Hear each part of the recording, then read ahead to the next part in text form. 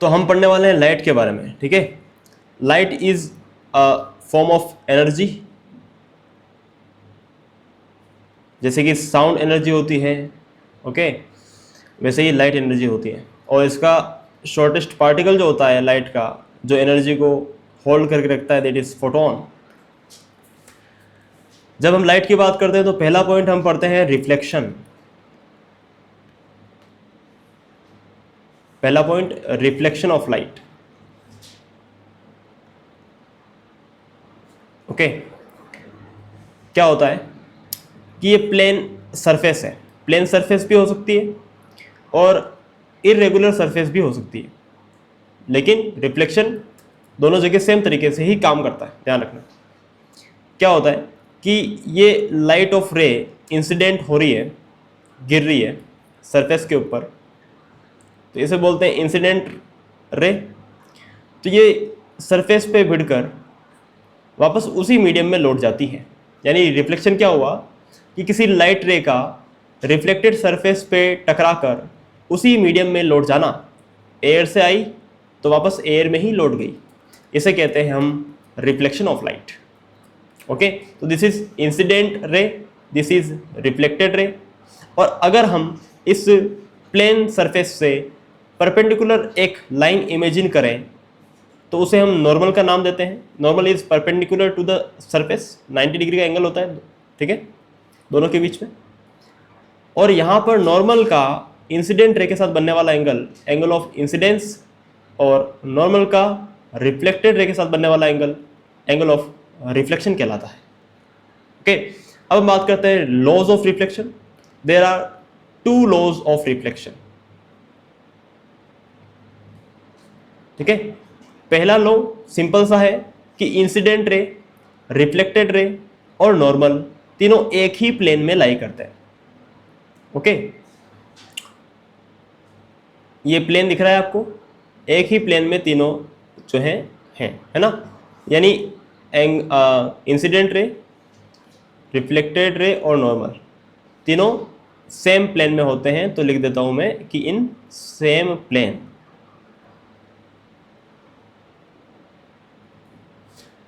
दूसरा लो, ये जो आपको दिख रहा है एंगल ऑफ इंसिडेंस, यही एंगल ऑफ रिफ्लेक्शन के बराबर होता है। यानी angle of incidence is equal to angle of reflection, okay. अब यहां पर एक केस और बनता है कि अगर देखो यहां पर इंसिडेंट रे यहां से आ रही है, मतलब कि लाइट का सोर्स यहां होगा, ओके। अगर मैं उस लाइट सोर्स को नॉर्मल पर ले आऊं, यानी कि लाइट जो इंसिडेंट होगी वो अगर नॉर्मल के पैरेलल हो तो क्या होगा। तो जब ऐसे लाइट इंसिडेंट होगी तो क्योंकि एंगल ऑफ इंसिडेंस जो है वो 0 हो गया है ना, तो आपकी जो लाइट बीम है ना वो जैसे आएगी उसी रास्ते पर 180 डिग्री पर वापस लौट जाएगी, ठीक है। सिंपल सी बात है। अगर मैं लाइट बीम को यहां से, अगर मान लो यहां ना हो और मैं यहां ले आऊं तो क्या होगा। तो देख लो, जब मैं लाइट बीम को यहां ले आऊंगा तो रिफ्लेक्शन होगा ही नहीं, बिल्कुल लाइट बिल्कुल सीधी निकल जाएगी पैरेलल टू द सरफेस, ठीक है। तो ये 2 केस बनते हैं, इनको ध्यान में रखना, बहुत ही लॉजिकल चीज है।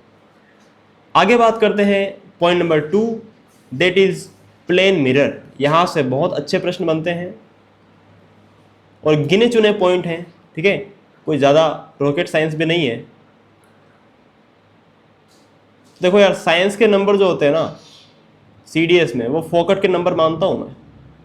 ये बहुत आसान प्रश्न आते हैं, ठीक है। अभी हम देखेंगे आगे PYQs हम सोल्व करेंगे और मैं आपको दिखाऊंगा कितने आसान प्रश्न आते हैं। अगर साइंस को आप छोड़ के जा रहे हो तो खुद के पैर पे कुल्हाड़ी मारने जैसा है, ठीक है।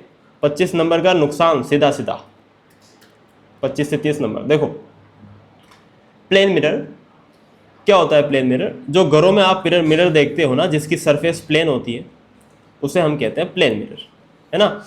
इससे जो इमेज फॉर्मेशन होता है, उसकी पहली प्रॉपर्टी कि जो इमेज आपकी बनती है वो वर्चुअल होती है। और आपको पता है कि वर्चुअल इमेज जो होती है वो कैसी होती है, इरेक्ट होती है ना। देखो 2 प्रकार की इमेजेस होती हैं, एक तो होती है वर्चुअल इमेज और एक होती है रियल इमेज। दोनों में डिफरेंस क्या है। रियल इमेज जो होती है वो मिरर के बाहर बनती है, उसे आप पर्दे पर उतार सकते हो, ठीक है, लेकिन वर्चुअल इमेज को आप पर्दे पर प्राप्त नहीं कर सकते। कॉमन सेंस है, छोटी सी बात है, ठीक है।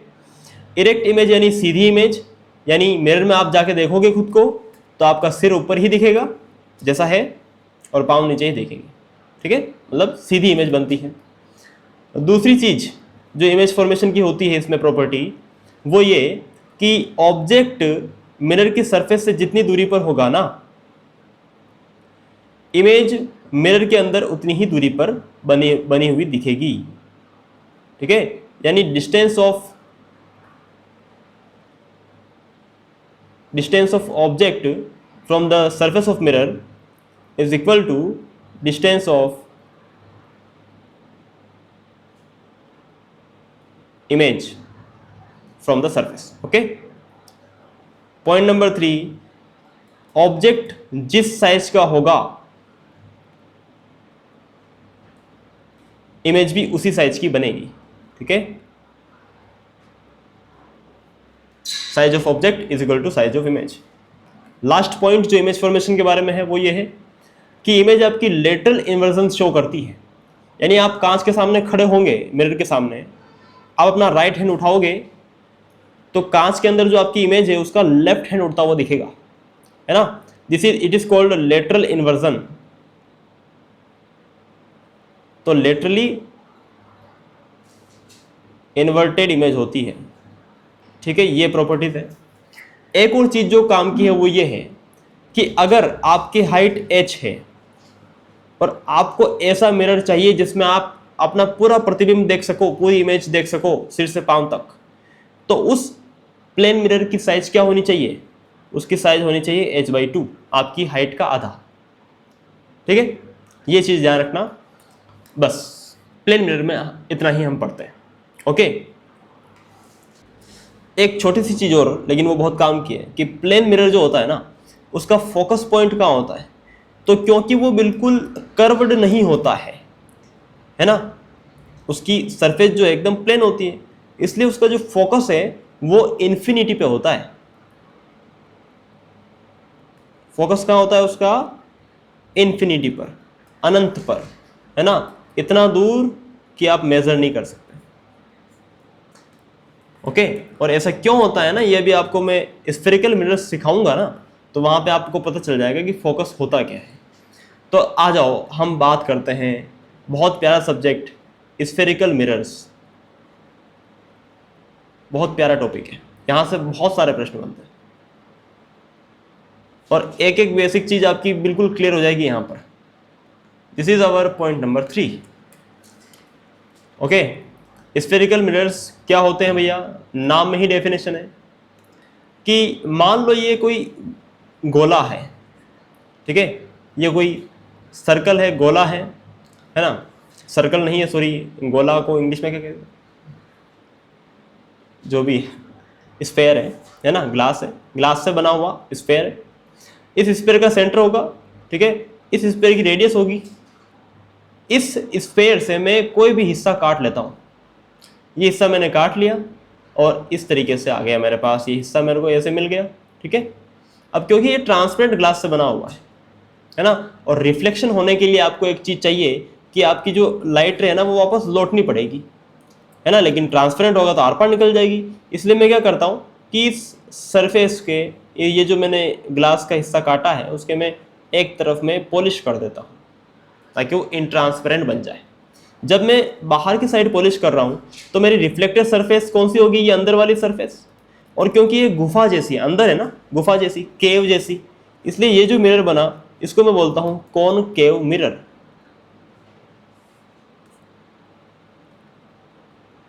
ठीक है। मैं अच्छी राइटिंग में अच्छे से लिखूंगा, लेकिन फिलहाल मैं अभी आपको समझा रहा हूँ तो समझ जाओ, ठीक है। कॉनकेव मिरर, अब क्योंकि मैंने इस मिरर को इसी गोले से काट के निकाला है, यानी इस गोले का जो सेंटर होगा वही तो इसका भी सेंटर हो जाएगा ना, यानी इसका जो सेंटर होगा वो ये हो जाएगा। आ रहा है समझ में?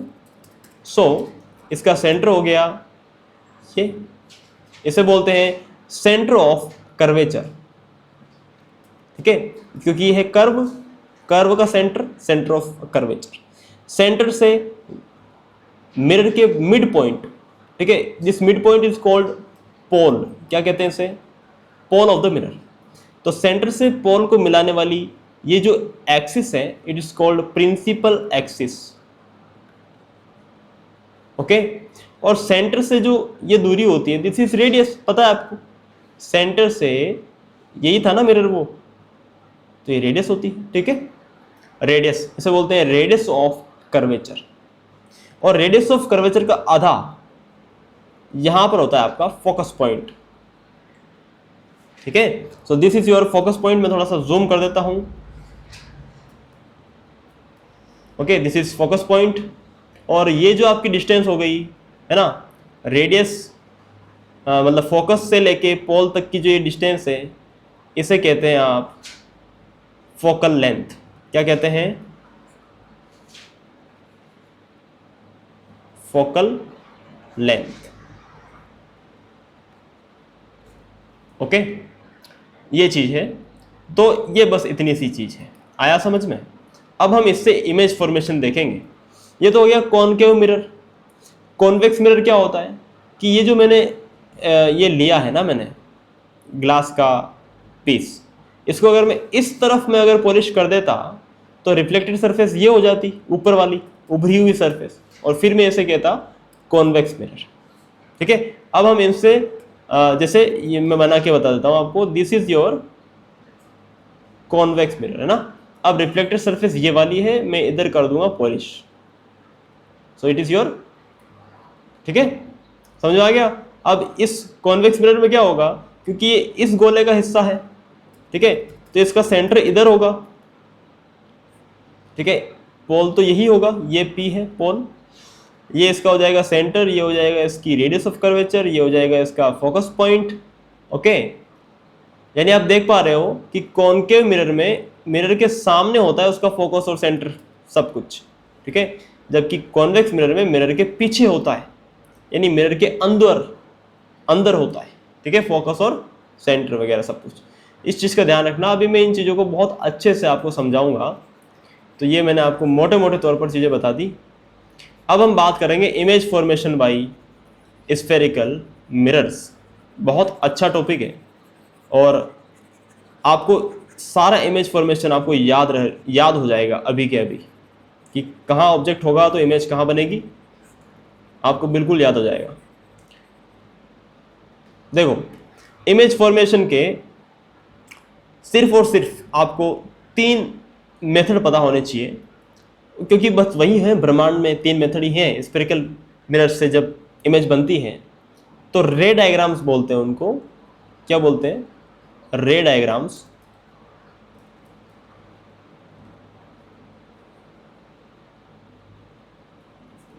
रे डायग्राम्स कि ये अगर मान लो मेरा मिरर है, ठीक है, ये इसका पोल हो गया, ये इसका सेंटर ऑफ कर्वेचर वगैरह, this is centre of curvature, this is focus point. रे डायग्राम क्या कहता है, पहला रे डायग्राम का कंसेप्ट कि प्रिंसिपल एक्सिस के पैरेलल आने वाली लाइट रे हमेशा फोकस से गुजरती है रिफ्लेक्शन के पश्चात, ठीक है, ये हो गया पहला पॉइंट। दूसरा पॉइंट जस्ट इसका उल्टा है कि मान लो कि क्या, कि फोकस से जाने वाली लाइट रे रिफ्लेक्शन के पश्चात प्रिंसिपल एक्सिस के पैरेलल निकल जाती है। This is your point number 2, आया समझ में। और तीसरा पॉइंट क्या कहता है कि सेंटर से जाने वाली लाइट रे, है ना, सेंटर ऑफ कर्वेचर से जाने वाली लाइट रे, है ना, रिफ्लेक्शन के पश्चात वापस उसी रास्ते पर 180 डिग्री पर लौट जाती है ना। इन तीनों रे डायग्राम्स का यूज करके ही, इन तीनों रे डायग्राम्स का यूज करके ही हम सारी की सारी इमेज फॉर्मेशन बनाते हैं, ठीक है। यस, मैं जस्ट इसको इरेज कर देता हूं या रहने देता हूं, चलो कोई दिक्कत नहीं है, ठीक है। और अब हम स्फेरिकल मिरर्स जो हैं वो यहां पर पढ़ लेते हैं, है ना। एक तरफ मैं बताऊंगा आपको कॉनकेव मिरर से कैसे बनती है इमेजेस, और एक तरफ मैं बताऊंगा कि कॉन्वेक्स मिरर से इमेजेस कैसे बनती हैं, है ना। कतई सिंपल सी चीज है, देखो बहुत सिंपल। ये है कॉनकेव मिरर, ये इसका पोल,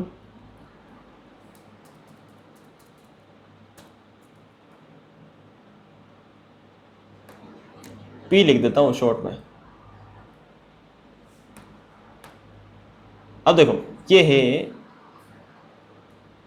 centre of curvature, this is focus point.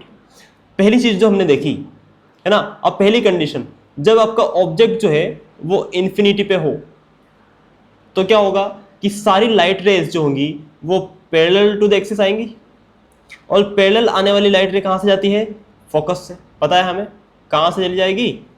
Focus से चली जाएगी। ठीक है, अब ये थोड़ा सा लाइट रे थोड़ी सी तिरछी हो गई है, तो इसको थोड़ा इग्नोर करना आप लोग। ओके,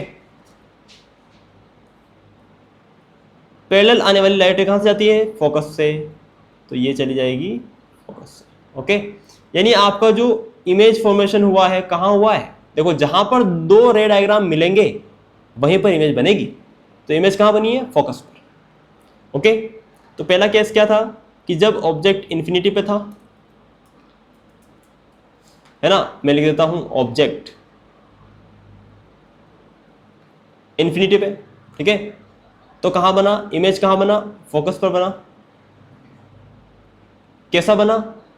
कॉनकेव मिरर के केस में 6 केसेस में से 5 केसेस में इमेज जो होता है वो रियल एंड इन्वर्टेड बनता है। ठीक है ना? अच्छा ये क्या हो गया भाई? अरे यार,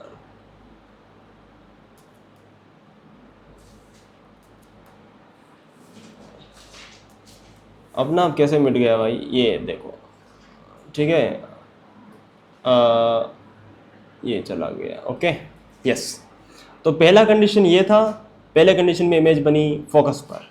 ओके, तो कैसी बनी? बहुत छोटी बनेगी, पॉइंट साइज बनेगी, है ना। अब देखो यार, अब आपको मैं याद करवाने वाला हूँ ट्रिक से। अब मैं इसको मिटा दे रहा हूँ, ठीक है, और अब मैं ट्रिक से आपको याद करवाऊंगा कि कहाँ कहाँ कैसे कैसे इमेज बनेगी, है ना। इतना लिखने का कोई आवश्यकता नहीं है। पहला जब इन्फिनिटी पे था तो कहाँ बनी? फोकस पर। ओके, उल्टी बनी और बहुत छोटी बनी, रियल एंड इन्वर्टेड, एंड बहुत छोटी पॉइंट साइज हमने देखी थी। दूसरी चीज, आप देखो यार, आपको पता है जैसे जैसे आप मिरर के पास जाते हो वैसे वैसे आपकी इमेज बड़ी होती जाती है। ठीक है, तो अब मैं ऑब्जेक्ट को आगे लेके जा रहा हूँ। कहाँ लेके जाऊँ आगे? तो स्टेप बाय स्टेप लेके जाना है। तो मैं इसको ऑब्जेक्ट को ना सी के पीछे ले आता हूँ, यहाँ पर। जब मैंने यहाँ ले आया तो देखो इमेज जैसे जैसे ऑब्जेक्ट इधर जाएगा वैसे वैसे इमेज जो है आपकी इधर जाएगी, ध्यान, और बड़ी होती जाएगी। तो इमेज पहले फोकस पे बनी थी, इस बार कहाँ बनेगी? इससे इस साइड में, यानी यहाँ बनेगी, है ना। और ऑब्जेक्ट के हिसाब से छोटी ही बनेगी, डिमिनिश्ड ही बनेगी। ठीक है, this is diminished real and inverted image. Okay, point number 3 पे मैं ऑब्जेक्ट को लाया सी पर, तो इमेज कहाँ बनेगी? इमेज एक कदम और इधर चली जाएगी। ऑब्जेक्ट इधर आया, इमेज इधर जा रही है, तो अभी बनी थी यहाँ पर मैं लिख देता हूँ 2। अब थोड़ी इधर बनेगी, यानी सी पर ही बनती है। ठीक है, और सेम साइज की, ये पहली कंडीशन है जहां इमेज सेम साइज की बनेगी। ओके, अब ऑब्जेक्ट को और इधर ले जाओ, यानी कहां ले आओ? यहां पर, सी और एफ के बीच में, तो इमेज और इधर चली जाएगी। और ये पहला कंडीशन होगा जब इमेज आपकी बड़ी बनेगी। बिल्कुल छोटी थी, थोड़ी बड़ी हुई, इक्वल साइज की हुई, अब बड़ी हो जाएगी। समझ में आ रहा है? तो पहला केस जहां आपकी इमेज बड़ी बनती है, ये भी प्रश्न पूछा हुआ है। ठीक है, वो कौन सा केस है? जब आपका ऑब्जेक्ट जो है कॉनकेव मिरर में वो सी और एफ के बीच में होगा। ठीक है, तो आपकी इमेज कहाँ बनेगी? सी के पीछे बनेगी। ठीक है, देखो इमेज ऐसे जा रही है, ऑब्जेक्ट ऐसे आ रहा है। ओके, अब दूसरा केस, पांचवा केस, मैं ऑब्जेक्ट को एक कदम और आगे ले जाऊं, कहाँ रख दूं? मैं ऑब्जेक्ट को फोकस पे रख दूं।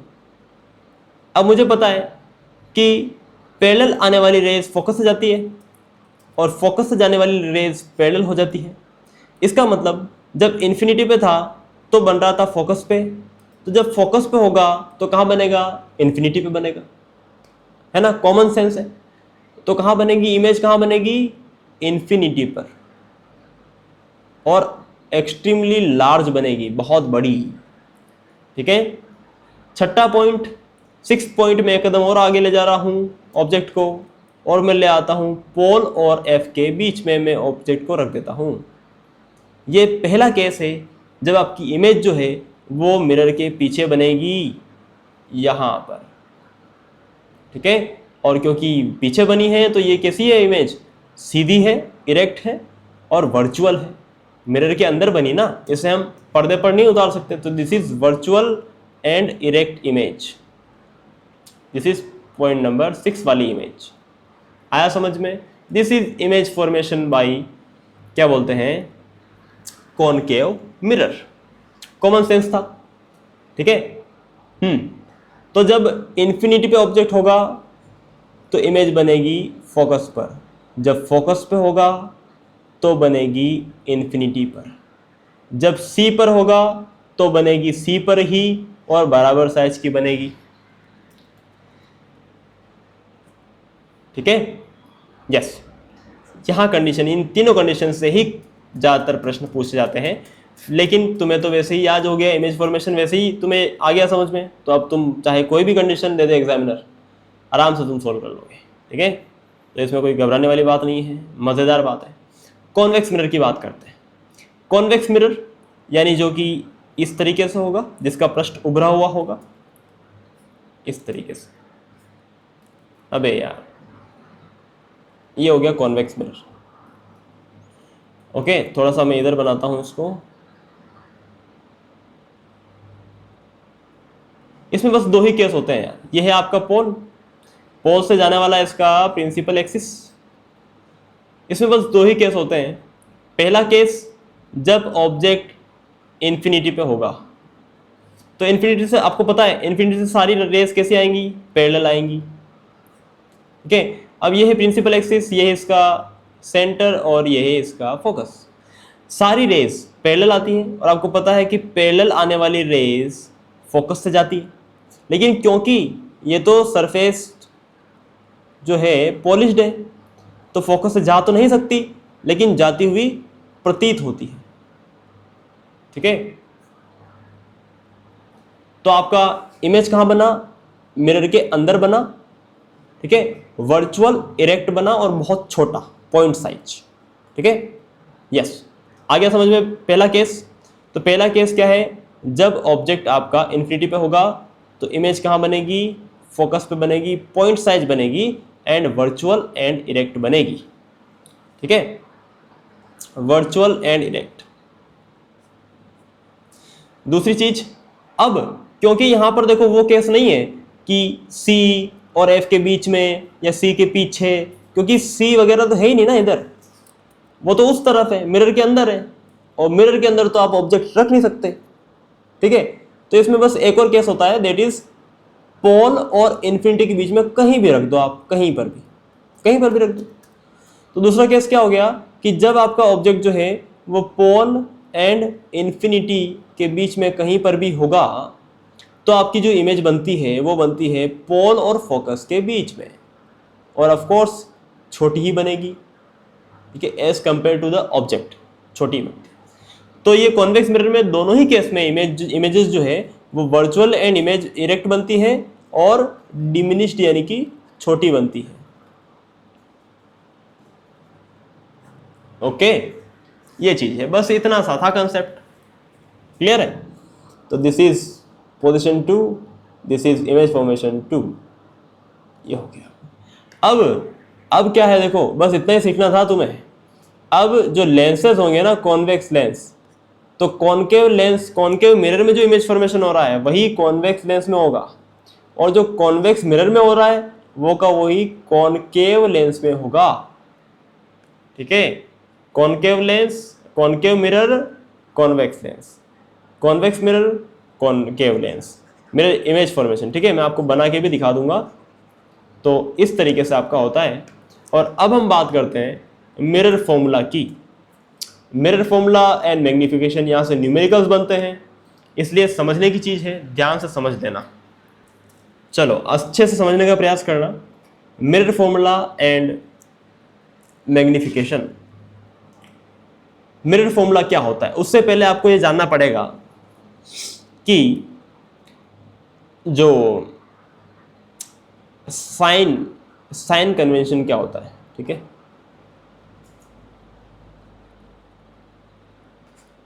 कि कब पॉजिटिव आएगा, है ना, इमेज की डिस्टेंस के लिए, कब नेगेटिव आएगा ऑब्जेक्ट की डिस्टेंस के लिए, वगैरह वगैरह, ये सारी चीज़ें आपको जाननी पड़ेंगी। तो देखो, आपने कार्टेशियन ज्योमेट्री तो पढ़ी हुई है, ये एक्स एक्सिस होता है और ये होता है वाई एक्सिस, इतना तो पता ही है आपको। ठीक है, आपको पता है कि ये प्लस एक्स होता है और ये होता है माइनस एक्स, ये होता है ऊपर प्लस वाई और ये होता है माइनस वाई।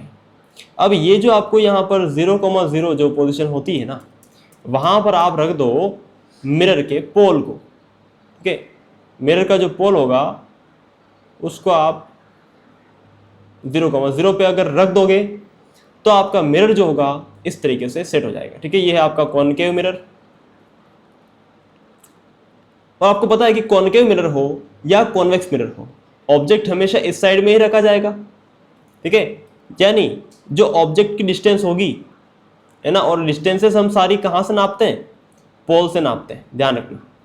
ठीक है, तो जो ऑब्जेक्ट की डिस्टेंस हो जाएगी ना फ्रॉम पोल, इसे ऑब्जेक्ट डिस्टेंस को हम कहते हैं यू, और इसे हम, क्योंकि ये माइनस एक्स एक्सिस पर है, दिस इज नेगेटिव में आएगी। ठीक है, ये जो ऑब्जेक्ट की डिस्टेंस हमेशा नेगेटिव में आती है।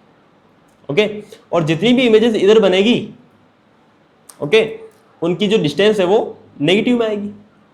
अब बात करते हैं ऑब्जेक्ट की हाइट की, क्योंकि ऑब्जेक्ट हमेशा प्रिंसिपल एक्सिस के ऊपर ही रखा जाएगा, है ना, और उसकी जो हाइट है वो प्लस वाई एक्सिस के डायरेक्शन में है, यानी इसकी हाइट हमेशा कैसी होगी, पॉजिटिव होगी। जो इमेजेस उल्टी बनेंगी उनकी हाइट नेगेटिव वाई एक्सिस के डायरेक्शन में है, तो उनकी हाइट नेगेटिव में ली जाएगी। ठीक है, इंपॉर्टेंट चीज़ है।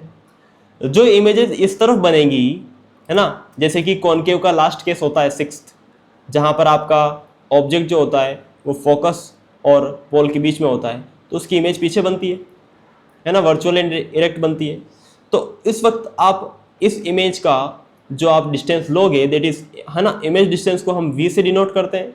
और अब ये पॉजिटिव में आएगी क्योंकि ये पॉजिटिव एक्स एक्सिस की तरफ है ना। ठीक है, कॉमन सेंस है यार, ये छोटी छोटी चीज़ें हैं। तो इस चीज़ का ध्यान रखना।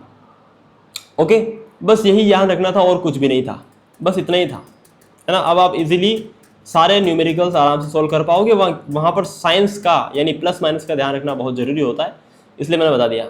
अब यदि हम बात करें कि देखो फोकल लेंथ की, तो क्योंकि कॉनकेव मिरर तो ऐसे था तो उसकी फोकल लेंथ भी इधर ही होगी, नेगेटिव में ही होगी, रेडियस भी उसकी नेगेटिव में होगी। ठीक है ना, लेकिन क्योंकि कॉन्वेक्स मिरर इस तरीके से होता है, ठीक है, तो इसकी आपको पता है कि फोकस भी इसका इधर होता है, सेंटर भी इधर होता है, तो इसकी जो फोकल लेंथ होगी वो हमेशा कैसी होगी, पॉजिटिव होगी, क्योंकि ये पॉजिटिव एक्सिस पर है। ओके, इसका रेडियस भी पॉजिटिव होगा।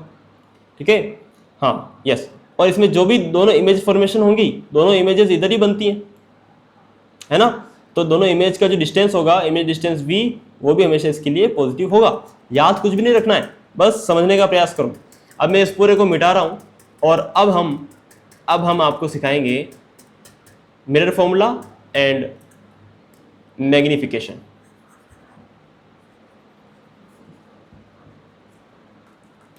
देखो मिरर फॉर्मूला क्या होता है, ऑब्जेक्ट की डिस्टेंस u, इमेज की डिस्टेंस v और मिरर की फोकल लेंथ f के बीच में एक रिलेशन होता है। क्या होता है, 1/v plus 1/u is equal to 1/f and this is called mirror formula. ठीक है, न्यूमेरिकल में काम आता है ये। आपको कोई दो वैल्यू दी होगी तो आप उससे तीसरी वैल्यू निकाल सकते हैं। ठीक है, सिंपल सी बात है। मैग्निफिकेशन, मैग्निफिकेशन क्या होता है कि ऑब्जेक्ट की साइज के कंपैरिजन में इमेज की साइज कितनी बड़ी या कितनी छोटी है, उसे ही आप कहते हैं मैग्निफिकेशन। ठीक है, तो magnification m is equal to क्या हो जाता है, height of image upon height of object. ठीक है, सिंपल सी बात है। यहां से मैग्निफिकेशन का एक और फॉर्मूला भी होता है। ठीक है, दिस इज -v/u, ये ध्यान रखना। ओके, सिंपल सी बात है। This is about mirrors. तो मिरर फॉर्मूला एंड मिरर का मैग्निफिकेशन।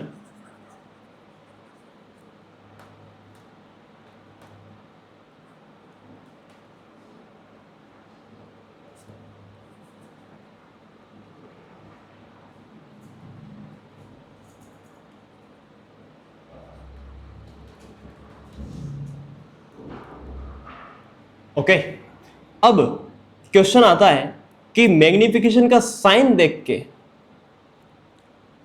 क्या मैग्निफिकेशन का साइन देखकर हम बता सकते हैं कि इमेज जो है वो रियल एंड इन्वर्टेड है या फिर वर्चुअल एंड इरेक्ट है? यस, हम बता सकते हैं। कैसे बता सकते हैं सर? बहुत इजी तरीका है। देखो, मैग्निफिकेशन क्या होता है? Height of image upon height of object. चाहे लेंसेज का मैग्निफिकेशन हो या मिरर का, हमेशा यही होता है। ठीक है, हालांकि लेंसेज के मामले में यहां प्लस आ जाता है साइन, लेकिन एच डैश अपॉन एच ये तो यही होता है। ठीक है, तो इसमें देखो यार, सिंपल सी बात है कि हाइट ऑफ ऑब्जेक्ट जो है वो तो हमेशा पॉजिटिव होगी। होगी कि नहीं होगी? क्योंकि वो हमेशा एक्सिस के ऊपर रखा जाता है ऑब्जेक्ट, पॉजिटिव वाई। ठीक है, तो हाइट ऑफ ऑब्जेक्ट तो हमेशा पॉजिटिव होगी, यानी जो भी साइन आएगा नेगेटिव या पॉजिटिव, ठीक है, जो भी साइन आएगा वो डिपेंड किस पे करेगा? हाइट ऑफ इमेज पर। अगर मैग्निफिकेशन का साइन नेगेटिव आया है ना, तो हमें क्या पता चलेगा कि ऑब्जेक्ट जो इमेज है वो उल्टी बनी होगी, नेगेटिव वाई की तरफ, तभी तो मैग्निफिकेशन में साइन नेगेटिव आया। समझ पा रहे हो कि नहीं? है ना, क्योंकि ऑब्जेक्ट की हाइट तो पॉजिटिव में होती है, तो फिर नेगेटिव कहां से आएगा? आ गया समझ में? बस इतना सा कंसेप्ट है, और ये लेंसेज के लिए भी एप्लीकेबल है और मिरर के लिए भी। ठीक है, यस। सो इस चीज का आप ख्याल रखना।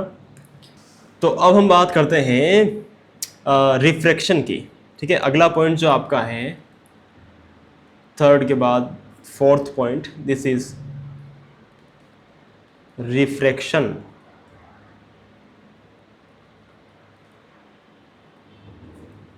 ओके, रिफ्रैक्शन क्या होता है कि जब आपकी लाइट एक मीडियम से दूसरे मीडियम में एंटर करती, ठीक है, जैसे ये कोई ग्लास स्लैब है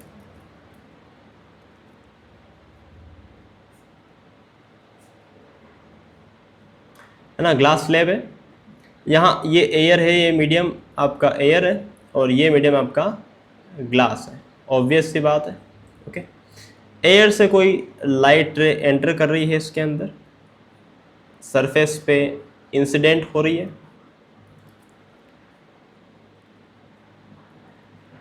इंसिडेंट रे। ठीक है, जैसे ही ये एक मीडियम से दूसरे मीडियम में ट्रेवल करेगी, क्योंकि यहाँ पर पॉलिश वगैरह नहीं है, ठीक है, तो दूसरे मीडियम में जब एंटर करेगी तो देखो मैं यहाँ पर एक 90 डिग्री की इमेजिनरी लाइन मान रहा हूँ, जैसा मैंने रिफ्लेक्शन में मानी थी, सरफेस से 90 डिग्री, और इसे मैं नाम दे रहा हूँ नॉर्मल, जैसा कि मैंने उधर दिया था। ओके, जब ये लाइट रे एयर से एंटर करेगी, अगर मान लो यहाँ पर भी एयर ही होती, ग्लास नहीं होता, तो लाइट रे बिल्कुल सीधी निकल जाती, जैसे आ रही है वैसे ही निकल जाती, है कि नहीं? Common sense. लेकिन क्योंकि मीडियम चेंज हो गया तो इसकी स्पीड जो है वो स्लो हो जाएगी। क्यों? क्योंकि ग्लास की डेंसिटी ज़्यादा होती है, इसके पार्टिकल्स पास पास है, तो इसकी स्पीड स्लो हो जाएगी, और जब स्पीड स्लो होगी लाइट की तो ये नॉर्मल के पास मुड़ जाएगी। देखो, नॉर्मली तो ये यहाँ जा रही थी इस रास्ते पर, है ना, लेकिन अब ये नॉर्मल के पास मुड़ जाएगी, यानी इस तरीके से निकलेगी। ठीक है, तो ये हो गया इंसिडेंट रे, ये हो गई आपकी रिफ्रैक्टेड रे, नॉट रिफ्लेक्टेड। रिफ्रैक्शन हो रहा है ना, दिस रिफ्रैक्टेड रे। तो this is angle of incidence, this is angle of refraction. Okay, yes. थोड़ा सा जूम कर लूं क्या? क्या कहते हो? जूम कर लेते हैं। अब क्लियर दिखाई दे रहा है? यस, दिस इज आपका एंगल ऑफ रिफ्रैक्शन। अब जैसे जैसे ही लाइट वापस देखो, वापस यहाँ पर आ गई, लाइट यहाँ तक आ गई है। अब जैसे ही यहाँ से वापस वो ग्लास से एयर में जाएगी ना, तो उसकी स्पीड बढ़ेगी क्योंकि डेंसिटी हाई से वापस लो हो रही है, तो वो वापस से क्या होगी, फास्ट हो जाएगी। देखो तो अब क्या होगा, यहाँ पर मैं एक और इस सरफेस पर परपेंडिकुलर ड्रॉ कर रहा हूँ, है ना। This is our normal to,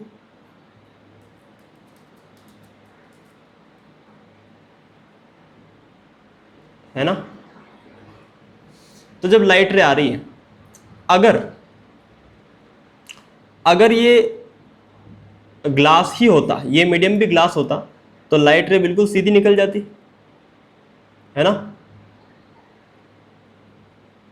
लेकिन क्योंकि मीडियम चेंज हो रहा है तो मुड़ जाती है, इस बार नॉर्मल से दूर मुड़ जाती है। ऐसे तो ऐसे आ रही है, लेकिन नॉर्मल से दूर मुड़ जाएगी और वो ए से निकल जाएगी, ठीक है।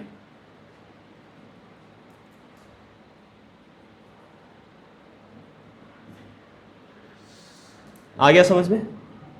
तो अब जो है ये हो गया एंगल ऑफ इंसिडेंस और ये हो गया एंगल ऑफ रिफ्रैक्शन।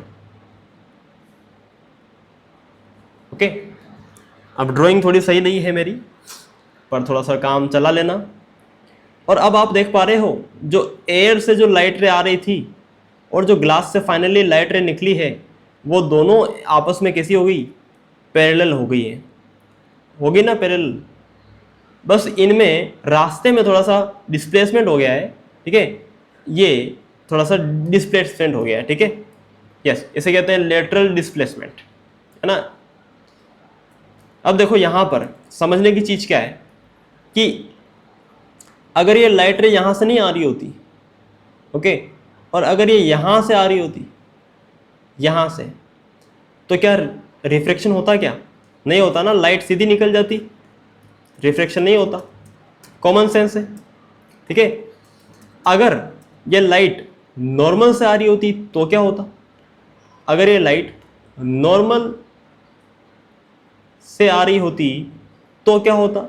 तो लाइट जो होती वो बिल्कुल सीधी निकल जाती बिना मुड़े। ओके, तो इन केसेस के ऊपर क्वेश्चन बनते हैं, इसलिए इनको ध्यान से देख लेना। अब जैसे हमने रिफ्लेक्शन देख लिया, तो जैसे हमने रिफ्लेक्शन के लॉज देखे थे, वैसे रिफ्रैक्शन के भी लॉज होते हैं। तो there are two laws of refraction, तो मैं यहां लिख देता हूं लॉज ऑफ रिफ्रैक्शन, ठीक है। पहला लॉ तो वही है कि incident ray, reflected ray and normal तीनों एक ही प्लेन में लाई करते हैं। Incident ray, reflected ray and normal lie in same plane।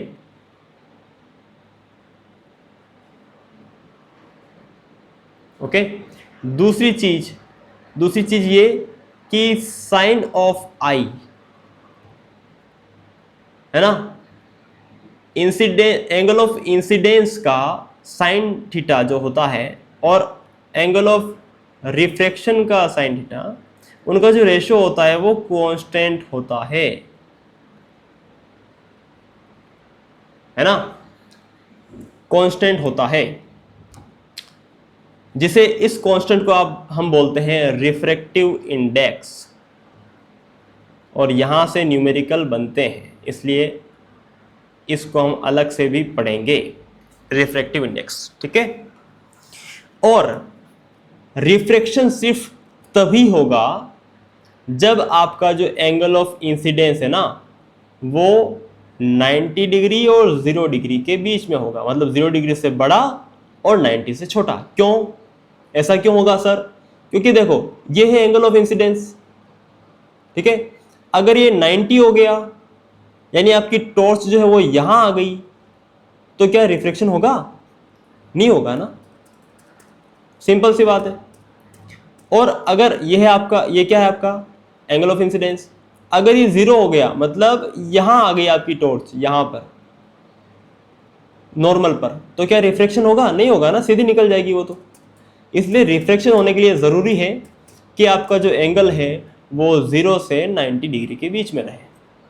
ठीक है, जब वो 90 से बड़ा हो गया, यानी आपकी जो ये बीम ऑफ लाइट है वो यहाँ आ गई मान लो यहाँ पर, और ये एंगल 90 से बड़ा हो गया है, तो इस चीज़ को आप बोलते हो टोटल इंटरनल रिफ्लेक्शन, जो कि रेनबो बनते वक्त होता है। ओके, ये चीज़ ध्यान रखिएगा। तो साइन आई अपॉन साइन, ये जो चीज़ है ना, दिस थिंग कि sine i upon sine r का जो रेशियो होता है वो कांस्टेंट होता है, इसे ही कहते हैं स्नेल्स लॉ, स्नेल का नियम। Okay, yes, now this thing is completed. अब हमें क्या सीखना है? अब हमें सीखना है रिफ्रैक्टिव इंडेक्स।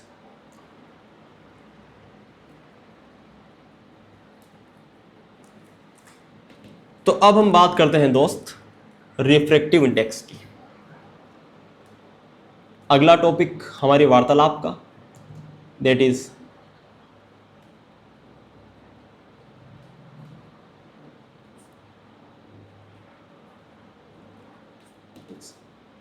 क्या होता है रिफ्रैक्टिव इंडेक्स। ये क्या दिखाता है हमें कि लाइट जब रिफ्रैक्ट होती है तो वो कितनी मुड़ती है, उसके मुड़ने का जो एक्सटेंट है, दायरा कितना मुड़ती है वो, वही हमें इससे पता चलता है। कैसे पता चलेगा? कि मान लो आपकी लाइट जो है वो एयर से ग्लास में जा रही है और आपको बोला कि सर ग्लास का रिफ्रैक्टिव इंडेक्स निकालो, तो क्या हो जाएगा कि refractive index of glass is equal to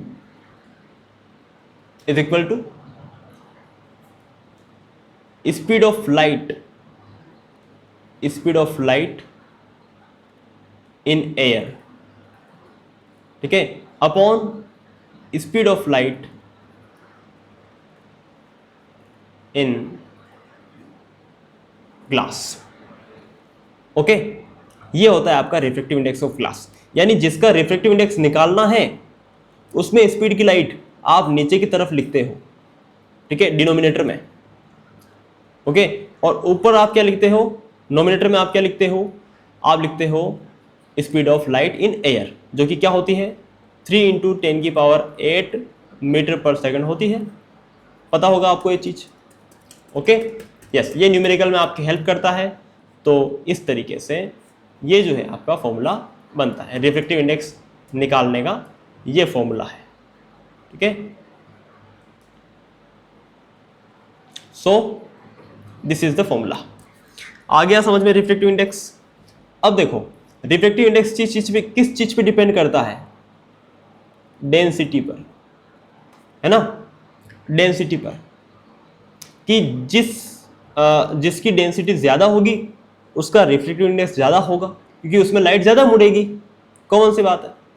और जिसकी डेंसिटी कम होगी उसमें लाइट बहुत कम मुड़ेगी, उसका रिफ्रैक्टिव इंडेक्स बहुत कम होगा। जैसे कि एयर, अब एयर की डेंसिटी लो होती है ना, एज कम्पेयर टू पानी, as compare to other things, तो उसका रिफ्रैक्टिव इंडेक्स क्या होता है? कम होता है, 1.003 के आसपास होता है उसका रिफ्रैक्टिव इंडेक्स। ठीक है, और सबसे ज्यादा रिफ्रैक्टिव इंडेक्स जो होता है वो होता है डायमंड का। ठीक है, रिफ्रैक्टिव इंडेक्स ऑफ डायमंड,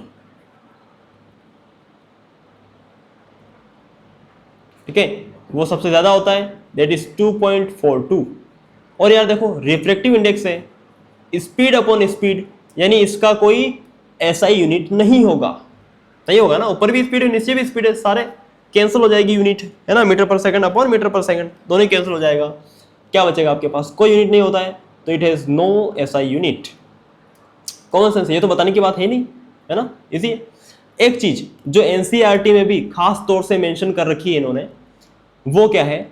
वो ये है कि केरोसिन जो है उसको आपने देखा होगा, केरोसिन जो है वो पानी के ऊपर फ्लोट करता रहता है ना, पानी के ऊपर फ्लोट करता है। इसका मतलब उसकी जो डेंसिटी होगी, इसका मतलब केरोसिन की डेंसिटी जो है, जो उसकी मास डेंसिटी है, वो पानी के मुकाबले कम होती होगी, तभी तो वो पानी पे फ्लोट करता है। जिसकी डेंसिटी होती है वो हल्का, जिसकी डेंसिटी कम होती है वो हल्का होता है, पानी पे तैरेगा, है ना।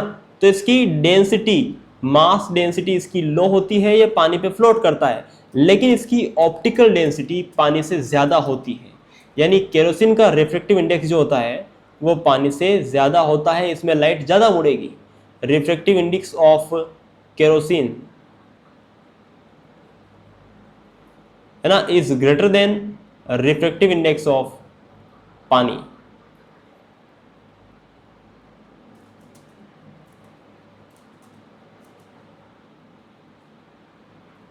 दिस थिंग, ये जो है इस पे क्वेश्चन बन सकता है क्योंकि पूछने लायक चीजें, ठीक है। ये पढ़ लिया।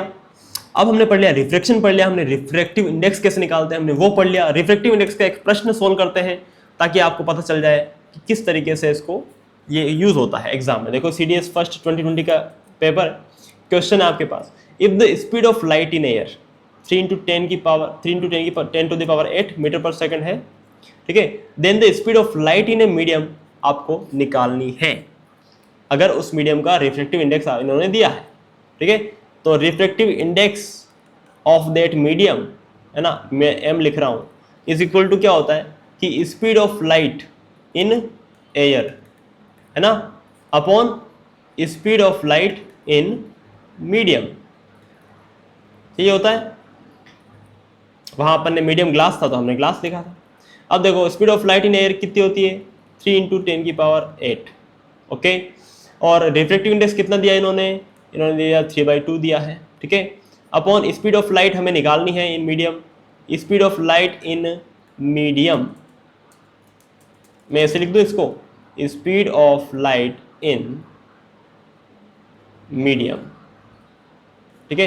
तो कितनी आ जाएगी भैया स्पीड ऑफ लाइट, देखो 3 से 3 को डिवाइड कर दो, 2 को उधर क्रॉस मल्टीप्लाई कर दो, सो स्पीड ऑफ लाइट को इधर ले आओ, तो आपका स्पीड ऑफ लाइट कितना आ गया, speed of light in medium is equal to कितना आ गया, 2 × 10 की पावर 8 मीटर पर सेकंड। ऑप्शन नंबर है। आया समझ में कैसे इंप्लीमेंट होगा? यस, तो this is the implementation of your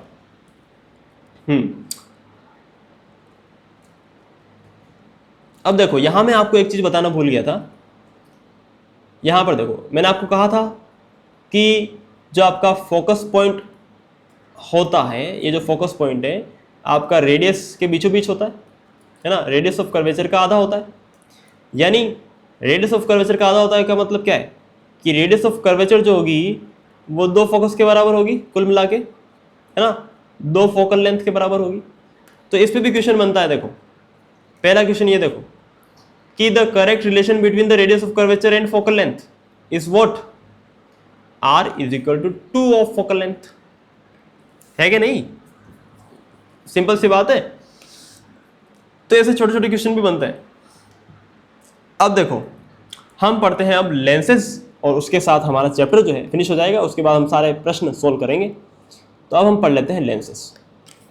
जैसे मिरर में होता है रिफ्लेक्शन, वैसे लेंसेज में क्या होता है, रिफ्रैक्शन। अब देखो लेंसेज 2 टाइप के होते हैं, एक तो होता है कॉन्वेक्स लेंस, ठीक है, ये हो गया कॉन्वेक्स लेंस, तो मैं हेडिंग डाल देता हूं,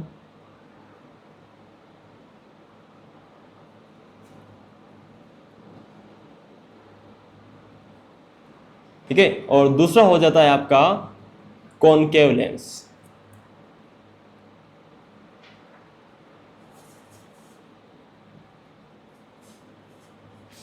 अब देखो ये क्या है, दो मिरर को, है ना, मिरर तो क्या कहें कि वो जो गोला था हमारा, उस गोले के ही 2 पार्ट हमने काटे, उन दोनों पार्ट्स को आपस में जोड़ दिया पास में लाके, ठीक है, तो हमारा ऐसा बन गया।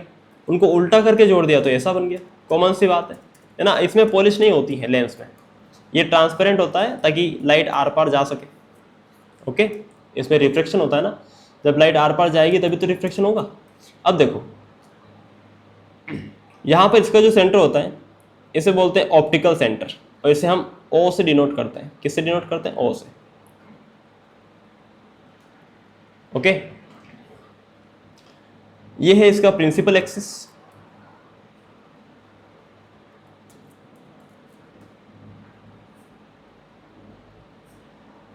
और क्योंकि ये जो पार्ट है ना लेंस का, ये वाला जो पार्ट है, ये जिस गोले का हिस्सा होगा उसका सेंटर इधर होगा, दिस। आया समझ में? तो ये हो गया इसका सेंटर, ये हो गया इसका फोकस। और ये जो मिरर, ये जो आपको दिख रहा है ये ग्लास, ये जिस गोले का हिस्सा होगा उसका सेंटर इधर होगा, उसका फोकस इधर हो गया। आ गया? यानी यहाँ पर दो फोकस होते हैं, ठीक है। तो इसमें वैसे इसमें सेंटर को हम सेंटर नहीं पढ़ते, इसमें 2f1 पढ़ते हैं। तो बात तो वही है ना, this is focus 1, this is twice of focus 1, यानी 2f1, ठीक है। और यहाँ पर f2 and this is 2f2, okay. वैसे ही इस तरफ देखोगे कॉनकेव के अंदर,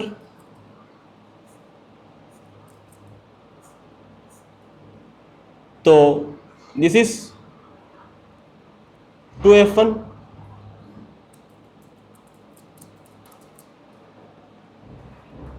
this is focus 1, this is focus 2, this is 2 focus 2, okay. अब देखो रे डायग्राम की बात करते हैं। तो पहला तो वही है कि पैरेलल आने वाली लाइट रे कहाँ से चली जाती है? फोकस से चली जाती है। पैरेलल आने वाली लाइट रे कहाँ से जाती है? फोकस से। पहला केस तो ये। दूसरा केस ये कि फोकस से जाने वाली पैरेलल हो जाती है, ओके। फोकस से होकर जाने वाली जो लाइट रे है, जो फोकस से जाती हुई प्रतीत होती है, दैट इज, है ना, वो हो जाती है पैरेलल। आ गया समझ में? दो केस तो ये हो गए, है ना। तीसरा केस, ऑप्टिकल सेंटर से जाने वाली लाइट रे, ऑप्टिकल सेंटर से जाने वाली लाइट रे बिना मुड़े निकल जाती है, ठीक है। इन तीन रे डायग्राम का यूज करके हम यहाँ पर लेंसेस में इमेज फॉर्मेशन देखते हैं। तो बिल्कुल मैं यहाँ पर सिर्फ आपको बता देता हूँ, जैसा मैंने पिछले केस में बताया था अच्छे से डिटेल में, यहाँ भी मैं डिटेल में नहीं बता रहा हूँ, नॉर्मल सा लिख रहा हूँ कि जब आपका ऑब्जेक्ट इन्फिनिटी पे होगा, ठीक है, तो इमेज कहाँ बनेगी? फोकस पर, ठीक है। ऐसे आया, है ना, पैरेलल आने वाली सारी रेस फोकस से जाएगी ना, तो आपका इमेज कहाँ बनेगा? फोकस पर, ओके। तो यहाँ बन गया इमेज आपका फोकस पर। कैसा बनेगा? कैसा बनेगा? रियल एंड इन्वर्टेड बनेगा।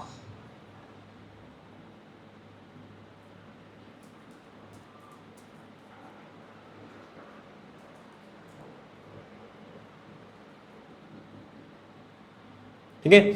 दूसरा केस, जब मैं ऑब्जेक्ट को आगे ले आऊं, मैंने ले आया ऑब्जेक्ट को यहां पर, ठीक है, बियॉन्ड 2f1, तो यहां पर अब ऑब्जेक्ट इधर जा रहा है ना, अब इमेज इधर नहीं आएगी, क्योंकि यहां पर कोई रिफ्लेक्टेड सरफेस थोड़ी है, इमेज अब इधर जाएगी, ठीक है, ध्यान रखना। तो यहां पर क्या हो जाएगा? इमेज कहाँ बनेगी? एक कदम इधर जाएगी, यहां पर बनेगी, और थोड़ी सी बड़ी बनेगी as compare to this point size, okay. तो ये बन गया दिस नंबर 2,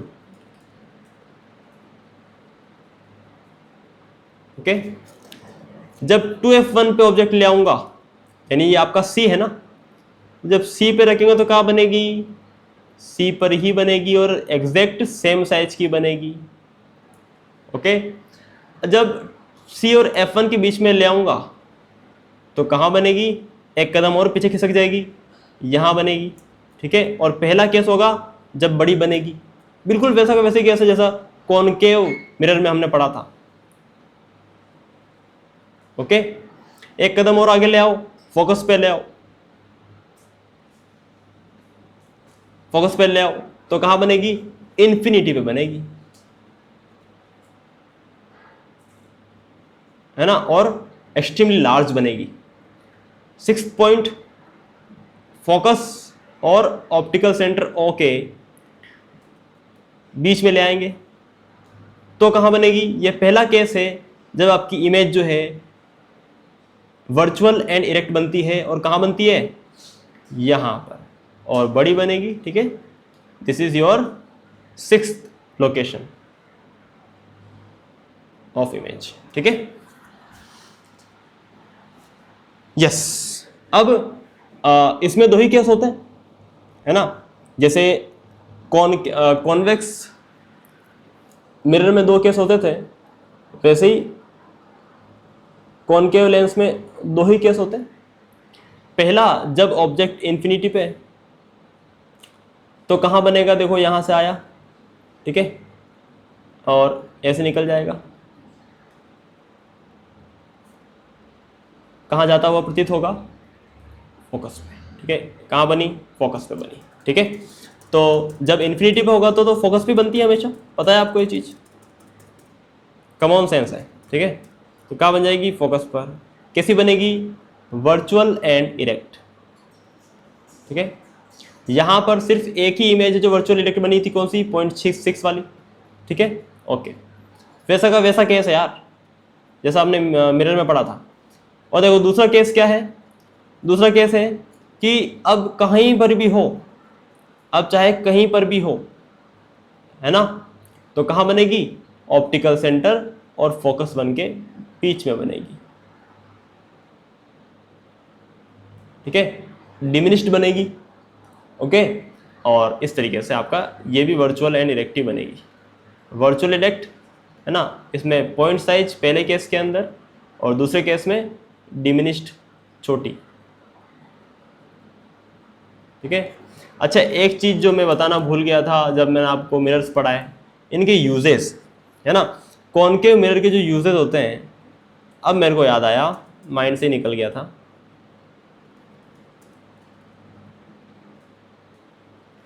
कॉनकेव मिरर के यूजेस कहाँ कहाँ होते हैं, टॉर्चेज में, गाड़ियों की हेडलाइट्स में। ठीक है, और कहाँ होते हैं, शेविंग मिरर्स में, शेविंग मिरर्स में। ठीक है, और कहाँ होते हैं, डेंटिस्ट, आपके दांतों का बड़ा इमेज देखने के लिए उसका यूज करता है। ठीक है, और कहाँ होते हैं, सोलर फर्नेस के अंदर, सौर भट्टी। क्यों होते हैं सर वहां पे, क्यों होते हैं, क्योंकि ये क्या करता है, कॉनकेव मिरर क्या करता है, जितनी भी पैरेलल रेज आ रही हैं उनको फोकस पे केंद्रित करता है, सारी फोकस से जाती हैं। तो सन से जितनी भी रेज आएंगी उनको ये फोकस पे फोकसित करेगा और यहां पर आपका सोलर भट्टी बन जाएगी। समझ में आ रहा है, यस। कॉन्वेक्स मिरर का यूजेस कहाँ होता है, रियर व्यू मिरर के अंदर,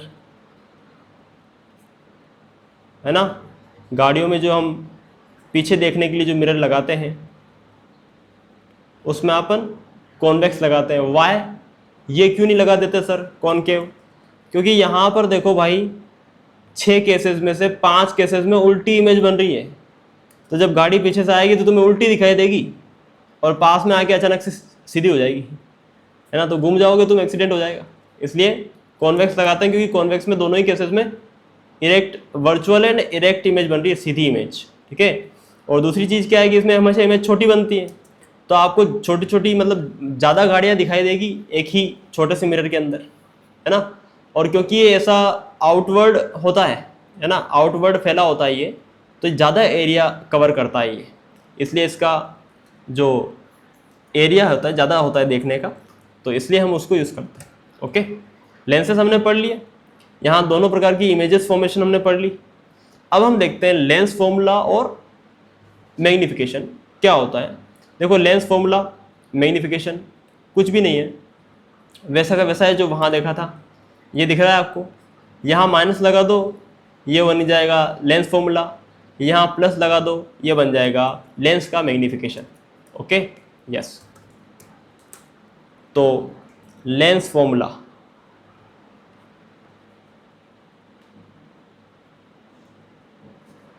प्लस मैग्निफिकेशन,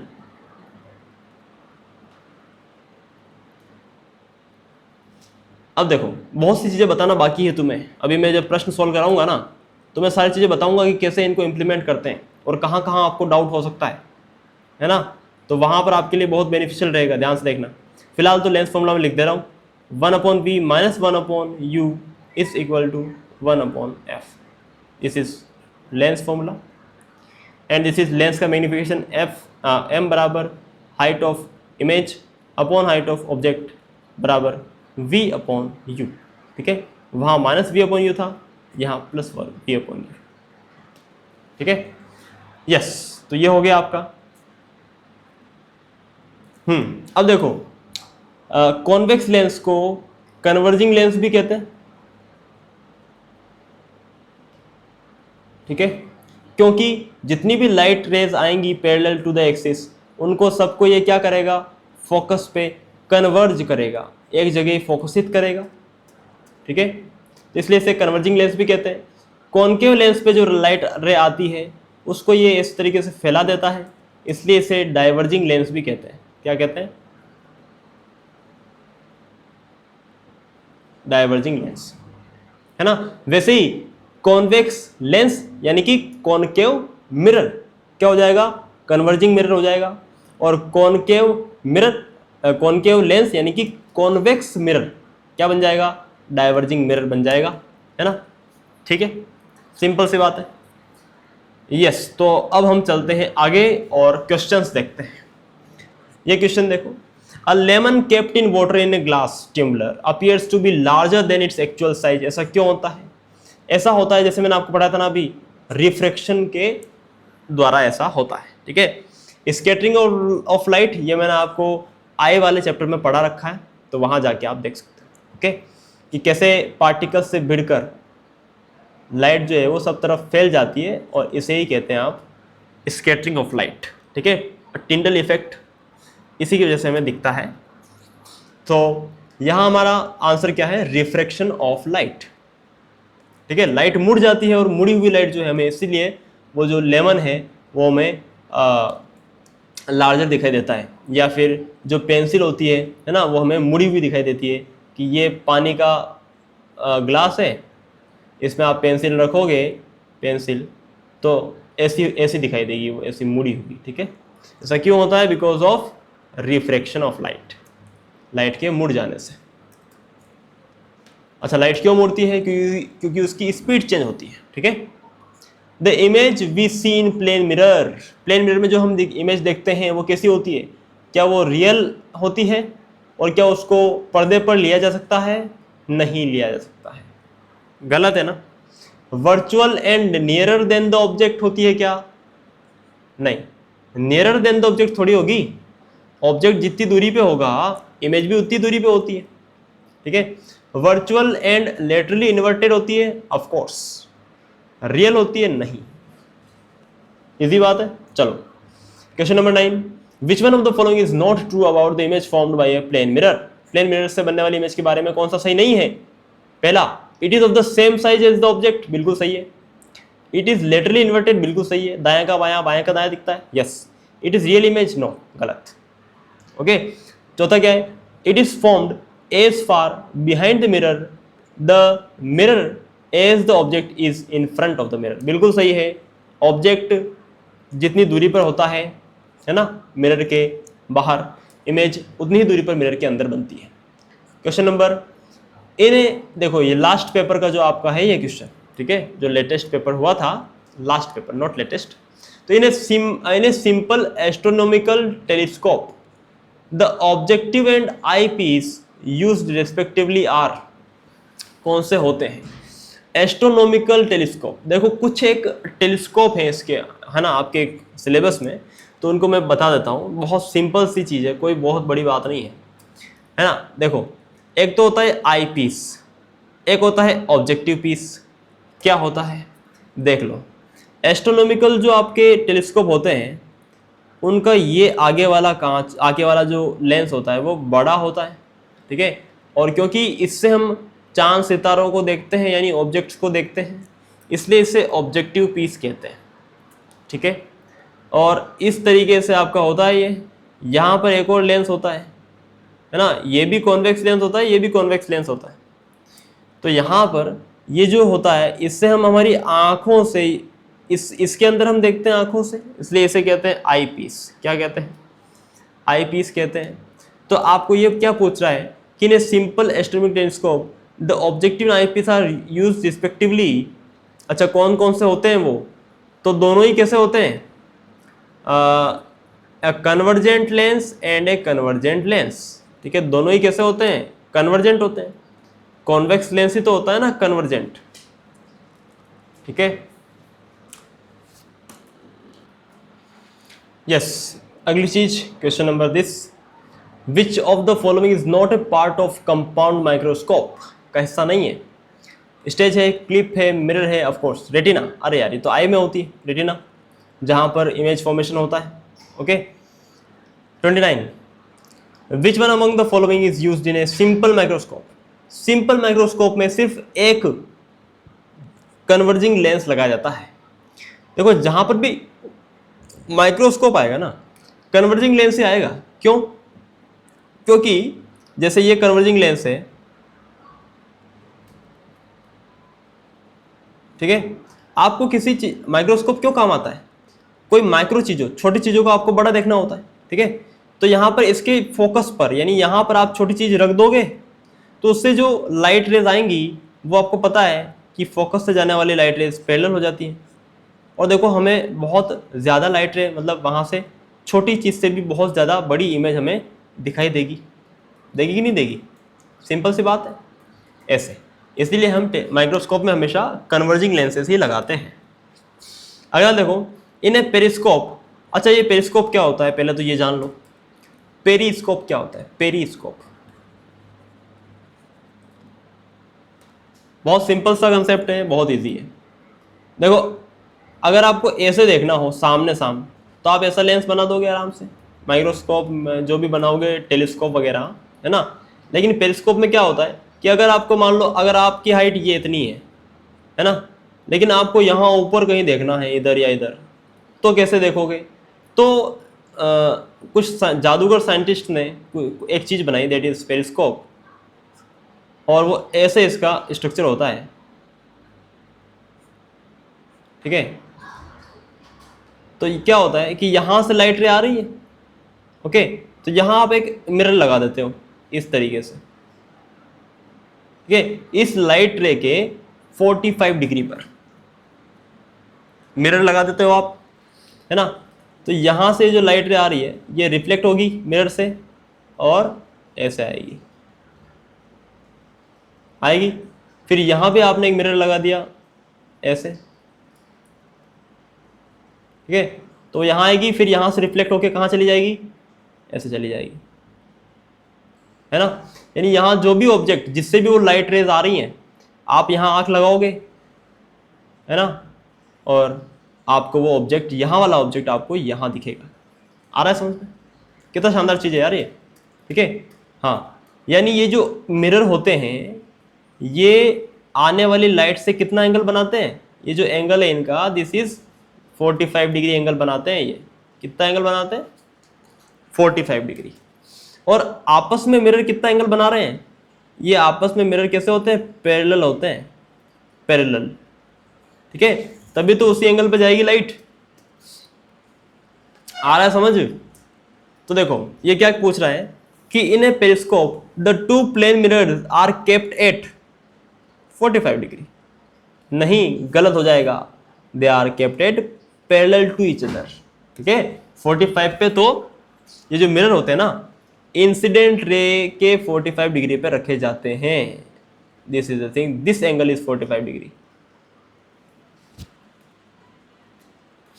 ठीक है। इंसिडेंट रे का के साथ जो एंगल बनाते हैं ना, this angle is 45 degree, not with your eye, not the plane mirrors.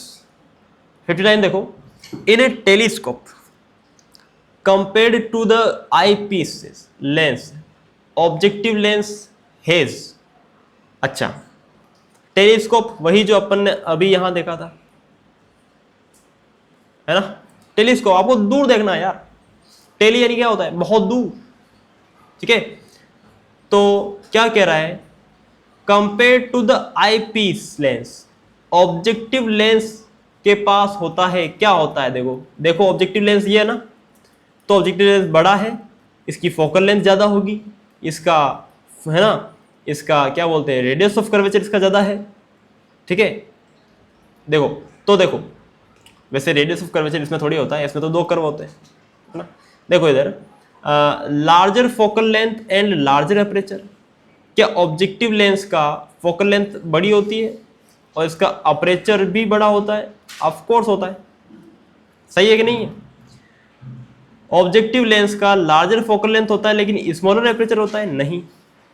Aperture क्या होता है? ये जो डिस्टेंस है, ये डायमीटर, यही होता है अपर्चर। तो आप देख पा रहे हो ऑब्जेक्टिव का बड़ा है, स्मॉलर फोकल लेंथ नहीं, स्मॉलर फोकल लेंथ नहीं। स्मॉलर फोकल लेंथ होगी तो दूर के ऑब्जेक्ट कैसे देख पाएगा वो? समझ पा रहे हो? आगे चलते हैं।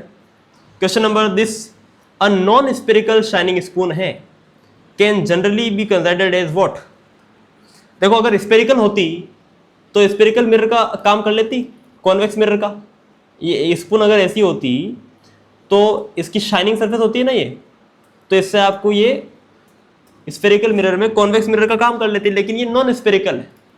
नॉन स्पेरिकल है यानी प्लेन तो है नहीं, बात खत्म है ना। लेंस तो है नहीं, ये आसपास आर पार तो नहीं देख सकते, और स्पेरिकल तो है नहीं, इन्होंने खुद नहीं मना किया। तो एक ही ऑप्शन बचा, पैराबोलिक होगी यार। ठीक है, पैराबोलिक क्या होता है? ऐसा होता है पैराबोला, अरे अंडे जैसा होता है पैराबोला, अंडे जैसा दिस। तो आपकी जो स्पून होगी वो ऐसी हो जाएगी, और क्या? समझ आ रहा है? अगर स्पेरिकल नहीं है ना, ये स्पेरिकल है और ये पैराबोलिक है। समझ में आ गया? सिंपल। 92 क्या कह रहा है? Light waves are incident on an air glass boundary, some of the light waves are reflected and some are refracted in the glass, which one of the following properties is the same for the incident wave and the reflected wave? अच्छा, कौन सी चीज same होगी? देखो, जब light रे enter करती है एक मीडियम से दूसरे मीडियम में, तो उसकी स्पीड चेंज होती है और उसकी वेवलेंथ है ना चेंज होती है, लेकिन फ्रीक्वेंसी सेम रहती है। फ्रीक्वेंसी चेंज नहीं होती। क्यों नहीं होती? क्योंकि फ्रीक्वेंसी हमेशा, चाहे वो साउंड हो चाहे वो लाइट हो, फ्रीक्वेंसी हमेशा सोर्स पर डिपेंड करती है। उसी टॉर्च, उस टॉर्च जहां से वो लाइट आ रही है ना, उस पर डिपेंड करती है फ्रीक्वेंसी। तो फ्रीक्वेंसी हमेशा सेम रहती है, पॉइंट टू बी नोटेड। ठीक है, स्पीड चेंज हो जाएगी तभी तो रिफ्लेक्शन होगा। ठीक है, डायरेक्शन चेंज होगी तभी तो रिफ्लेक्शन होगा, ब्राइटनेस भी चेंज हो जाएगी, लेकिन फ्रीक्वेंसी हमेशा सेम रहती है। This is the point. Question number 98 क्या कह रहा है? If a ray of light enters from a rare medium to denser medium, यानी एयर से गई है ग्लास में, ऐसे हो रहा है ना, रेयर मीडियम से डेंसर मीडियम में जा रही है, at zero angle of incidence, zero angle of incidence. ठीक है, ये आपका सरफेस है और एंगल ऑफ इंसिडेंस जीरो है, मतलब नॉर्मल के पैरेलल आ रही है, तो सीधी निकल जाएगी, गो स्ट्रेट। बताया था कि नहीं बताया था? यस। ये देखो, a point object is placed at the centre of curvature of A spherical concave mirror, है ना। एक पॉइंट ऑब्जेक्ट है, उसको रखा गया है सेंटर ऑफ कर्वेचर पर, सी पर रखा गया है ना, कॉनकेव मिरर के। Which among the following would be the correct location of the image? C पर रखोगे तो कहाँ बनेगा रे? सी पर ही बनेगा बे। ठीक है, सेंटर ऑफ कर्वेचर पर ही बनेगा इमेज। और अगर पॉइंट साइड ऑब्जेक्ट है तो पॉइंट साइज ही बनेगा। ठीक है, सेम साइज का बनता है सी पर। यस। और कैसा बनेगा? इन्वर्टेड बनेगा, real and inverted image. Number 1 देखो, where should an object be placed in front of a convex lens? Lens है भाई, कॉन्वेक्स लेंस के सामने कहां रखें उसको हम, to get a real and enlarge image of the object? तो देखो, पहला केस जब इन्फिनिटी पे होगा तो इमेज कैसी बनेगी? Point size. जब आगे आया यानी 2f1 के पीछे इस पोजीशन पे आया तो भी इमेज कैसी बनेगी? छोटी। ठीक है, जब तीसरी कंडीशन में जब 2f1 पर आया है ना, c पर आया तो c पर ही बनेगी, यानी 2f2 पर बनेगी और सेम साइज की बनेगी। अब जो केस आएगा ना उसमें इमेज हो जाएगी बड़ी। आया समझ में? यानी 2f1 और f1 के बीच में अगर रखोगे तो इमेज बड़ी बनती है। कितना इजीली मैंने आपको सिखाया था ये सारी चीजें, तो आप भूल कैसे सकते हो? इस तरीके से तो 2f1 और f1 के बीच में हम इसको रखेंगे। कहाँ रखोगे? Between between the principal focus and twice of the focal length? नहीं, अरे हाँ यही तो है, बिटवीन द प्रिंसिपल फोकस यानी कि f1 और twice of the focal length यानी कि 2f1, यही तो रखेंगे, ठीक है। Beyond the twice of the focal length नहीं, है ना, 2f1 के बियॉन्ड थोड़ी रखेंगे वरना तो छोटी बनेगी। आया समझ में कि नहीं आया? आसान है, आगे चलते हैं। Refraction of light as it enters from one transparent medium to another transparent medium क्यों होती है? रिफ्रैक्शन क्यों होती है लाइट की? क्योंकि उसकी स्पीड चेंज होती है भैया, ठीक है। और इस चेंज ऑफ स्पीड से आप क्या निकालते हो? उसका रिफ्रैक्टिव इंडेक्स निकालते हो मीडियम का।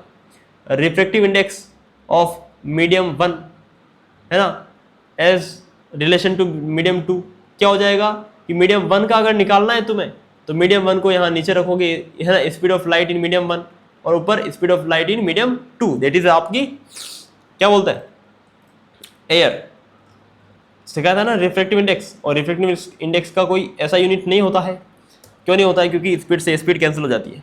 If the magnification produced by a lens is +2, तो सबसे पहले मेरे को बताओ कि यार अगर मैग्निफिकेशन +2 है तो इमेज कैसी बनेगी? देखो मैग्निफिकेशन क्या होता है, कॉमन सेंस है, height of image upon height of object, ठीक है। साइन क्या आ रहा है? प्लस का आ रहा है ना। अब देखो हाइट ऑफ ऑब्जेक्ट तो हमेशा पॉजिटिव ही होती है ना, और टोटल साइन आपका अभी पॉजिटिव आ रहा है, इसका मतलब ये भी पॉजिटिव होगा, इसका मतलब आपकी जो इमेज है वो ऊपर ही बन रही है प्रिंसिपल एक्सेस के, यानी कि आपकी इमेज कैसी है? वर्चुअल है एंड इरेक्ट है। तो इन्वर्टेड तो है ही नहीं, ऑप्शन 2 खत्म कर दिया अपन ने। दूसरा ये क्या कह रहा है? दूसरा ये कह रहा है कि देखो मैग्निफिकेशन कितना है? +2 है। अगर मान लो कि ऑब्जेक्ट की साइज 2 होती, इमेज की साइज भी 2 होती, तो मैग्निफिकेशन कितना आता? 1 आता। अगर ऑब्जेक्ट की साइज 4 होती और इमेज की साइज 2 होती तो कितना आता? 1/2 आता, है ना। यानी लेकिन यहां पर +2 आ रहा है, इसका मतलब इमेज की साइज दुगनी होनी चाहिए ना, इमेज की साइज बड़ी होनी चाहिए तभी तो 2 आएगा, कॉमन सेंस है। यानी आपका जो इमेज बन रहा है वो कैसा बनेगा? बड़ा बनेगा, ठीक है। वर्चुअल एंड इरेक्ट होगा ये तो हमने देख ही लिया, इरेक्ट एंड वर्चुअल होगा, लेकिन स्मॉलर नहीं होगा, इमेज जो है वो बड़ा होगा कंपेयर टू द ऑब्जेक्ट। आया समझ में किस तरीके से क्या है मैंने, ठीक है, इजीली। चलो आगे चलते हैं। Convex lens has a focal length of 15 centimetre. Focal length इसकी जो एफ वो है 15 सेंटीमीटर, यानी जो फोकस है वो यहाँ से 15 सेंटीमीटर दूर है। आया समझ में? यानी यहाँ से इसकी रेडियस कितनी हो जाएगी? 30 हो जाएगी। चलो फिलहाल तो इनको छोड़ो ना, इधर आओ, क्वेश्चन नहीं पढ़ा अब तक। At what distance should an object be placed in front of the lens to get a real image of the same size? Same size का प्राप्त करने के लिए कहाँ रखोगे? सी पर, और सी क्या होता है? ट्वाइस ऑफ फोकल लेंथ, है ना। ट्वाइस ऑफ फोकल लेंथ यानी कि रेडियस, यानी कि 30। आ गया समझ? Question number 3। A concave mirror of radius of curvature 50 centimetre, इसकी रेडियस ऑफ कर्वेचर है 50 सेंटीमीटर, ठीक है, is use to form an image of an object. Object को रखा गया है कहां पर? 25 centimetre from the mirror. Object जो है वो 25 सेंटीमीटर पे रखा गया है, और आप देख पा रहे हो रेडियस 50 है, तो 25 पे कौन होगा? फोकस होगा ना, 25 पे फोकस हो जाएगा, वहां पर आपने रखा है ऑब्जेक्ट को, तो इमेज कहाँ बनेगी? इन्फिनिटी पे बनेगी ना। जब इन्फिनिटी पे होता है तो फोकस पे बनती है, जब फोकस पे होगा तो इन्फिनिटी पे बनेगी। कितनी बार सिखाया है? सिखाया था ना, कितना डिटेल से सिखाया था आपको। आगे चलते।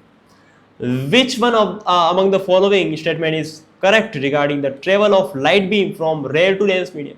Rare medium to denser medium, कर लोगे कि नहीं कर लोगे बताओ? A light beam traveling from rare to rare medium to dense medium slows down, क्या स्लो डाउन हो जाती है जब रेयर से डेंस में जाती है तो बिल्कुल, and bends towards the normal मुड़ जाती है, बिल्कुल सही है, करेक्ट है, आगे देखना ही नहीं पड़ा। 3, a ray of light travelling from a rare medium to denser medium. अब तो कर लोगे, रेयर से मीडियम में, रेयर से डेंसर में जाती है, स्लो डाउन हो जाएगी, हाँ। नॉर्मल से दूर मुड़ जाएगी, कदापि नहीं। स्लो डाउन हो जाएगी, यस। नॉर्मल के पास मुड़ जाएगी, यस। ठीक है, आगे चलते हैं। If your image appears to be erect, आपकी इमेज सीधी दिखाई दे रही है, सिर ऊपर है, पैर नीचे, ठीक है। No matter how far you stand, फर्क नहीं पड़ता कि आप कितने दूर हो। तो मिरर कौन सा हो सकता है? सबसे पहले तो कॉनकेव को हटा दो, क्योंकि कॉनकेव मिरर जो है सिर्फ तभी आपकी इरेक्ट इमेज बनाएगा जब आप फोकस और पोल के बीच में हो, ठीक है। बाकी वो हमेशा आपकी उल्टी इमेज बनाता है ना। तो इसको आप खत्म कर दो। प्लेन मिरर में आपकी इमेज हमेशा सीधी बनती है, यस। कॉन्वेक्स में सीधी बनती है, यस। तो दोनों या तो एदर यानी या तो प्लेन मिरर होगा वो या फिर कॉन्वेक्स मिरर होगा, ठीक है। तो आपका सही आंसर क्या हो गया? Option number D. आगे चले, question number 68। According to the new Cartesian sign convention which one of the following is correct in respect to the formula this? 1/f बराबर 1/v प्लस 1/u। ये तो आपको पता ही है, मिरर का फॉर्मूला है, तो it applies only to spherical mirrors, yes. और लेंस के लिए क्या हो जाएगा? 1/v minus 1/u is equal to 1/f, ठीक है। लेंस का मैग्निफिकेशन क्या हो जाएगा? मैग्निफिकेशन बराबर sorry plus v/u, this is magnification of lens. चलिए आगे चलते हैं। The power of A lens of focal length is 10 centimetre. Yes, यहां मैं आपको एक कंसेप्ट सिखाना चाहता हूं। देखो, जब भी आपने ऑब्जेक्ट और इमेज का कोई प्रश्न दिया हो कि ऑब्जेक्ट की डिस्टेंस इतनी है, इमेज की डिस्टेंस इतनी है, तो ये फोकल लेंथ निकालो वगैरह वगैरह, ओके। तो वहां आप मान लो कोई चीज सेंटीमीटर में दी है तो आप सारे को आराम से सेंटीमीटर में लिख सकते हो, या फिर अगर कोई चीज मीटर में दी है ना तो आप मीटर में लिख सकते हो, कोई दिक्कत नहीं है, ठीक है। फोकल लेंथ के लिए कोई परेशानी वहां पर नहीं होगी। लेकिन जब आप बात करते हो फोकल लेंथ के एसआई यूनिट की, तो फोकल लेंथ का जो एसआई यूनिट होता है ना, वो होता है मीटर। क्या होता है? मीटर होता है। इसलिए जब भी हम उसकी पावर की बात करेंगे, लेंस की पावर, सबसे पहले तो मैं आपको लेंस की पावर ही सिखाना भूल गया, कोई बात नहीं, ठीक है। लेंस मैंने आपको पढ़ाया, मैग्निफिकेशन पढ़ाया, है ना, सारी चीजें पढ़ाई, पावर बच गया था तो पावर भी जान ही लो। क्या होता है लेंस का पावर? कि देखो, ये होता है हमारे पास diverging lens, sorry converging lens, और ये होता है डाइवर्जिंग लेंस जो कि किरणों को फैलाता है। ये फैलाता है और ये एक जगह फोकस करता है। अब ये कितने अमाउंट में फोकस करता है या फिर ये कितने अमाउंट में किरणों को फैलाता है, उसे ही आप कहते हैं लेंस की पावर, ठीक है। अलग अलग लेंसेज की अलग अलग पावर होती है, ठीक है, सिंपल सी बात है। और वो किस पे डिपेंड करेगा कि उसका जो वो कर्व्ड सरफेस है वो कितनी कर्व्ड है, उस पर डिपेंड करेगा, ठीक है। अब चलिए यहां पर जब भी आप, है ना, तो पावर ऑफ लेंस बराबर क्या हो जाता है? 1/फोकल लेंथ हो जाता है, ठीक है। और यहां फोकल लेंथ आप हमेशा मीटर में लेते हो, point to be noted, okay. तो यहां पर क्या हो जाएगा? और हाँ, पावर ऑफ लेंस का जो सिंबल होता है दैट इज डायोप्टर। इसका यूनिट क्या होता है? डायोप्टर होता है, ध्यान रखना। वैसे तुम मुझे बताओ कि डेसिबल किसका यूनिट होता है? डेसिबल, हिंट दे दूं, साउंड का ही कोई प्रॉपर्टी है डेसिबल, बताओ किसका यूनिट होता है? अब मुझे बताओ कि, है ना, साउंड वाला चैप्टर मैंने अच्छे तरीके से पढ़ा रखा है, जाके देख सकते हो। देखो, तो पावर ऑफ लेंस हमें निकालनी है ना। पावर ऑफ लेंस P बराबर 1/10 सेंटीमीटर है। तो सबसे पहले 10 सेंटीमीटर को हम बदलेंगे मीटर में। देखो 1 मीटर में होता है 100 सेंटीमीटर, ठीक है। तो 10 सेंटीमीटर में हो जाएगा 0.1 मीटर, है ना, यानी यहां पर आ जाएगा 0.1। पॉइंट हटाओगे, 0 ऊपर लग जाएगा, तो आपका 10 डायोप्टर, यानी कि ऑप्शन नंबर सी आया समझ में।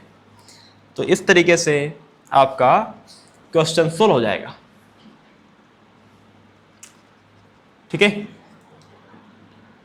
चलो ये क्या कह रहा है, Ramesh cannot see distinctly objects kept beyond 2 metre, this defect can be corrected by using a lens of power. अच्छा, ये तो मैंने आई वाले चैप्टर में पढ़ा रखा है ना, ठीक है, आई वाला चैप्टर देख लेना, उसके बाद ये क्वेश्चन करना, हो जाएगा आपसे, ठीक है, इजीली हो जाएगा, कोई दिक्कत नहीं है। वैसे अभी भी बता देता हूं, कोई दिक्कत नहीं है। देखो, Ramesh cannot see distinctly object kept beyond 2 metre, मतलब वो 2 मीटर के बाद वाले, 2 मीटर से ज्यादा दूर वो नहीं देख सकता। इसका मतलब क्या है, अगर वो दूर नहीं देख सकता, इसका मतलब उसे क्या हो गया है, उसे नियर साइटेडनेस हो गया है, उसे बस पास की चीजें ही साफ दिखती है, नियर साइटेडनेस, नियर की दृष्टि है उसकी, यानी दूर की चीजें नहीं दिखती। यानी क्या है, मैंने आपको याद रखना सिखाया था, है ना, किस तरीके से, कि ये आपकी होती है आई, ठीक है। अबे यार, ये तो बहुत ही घटिया प्रकार की आई बन गई थी।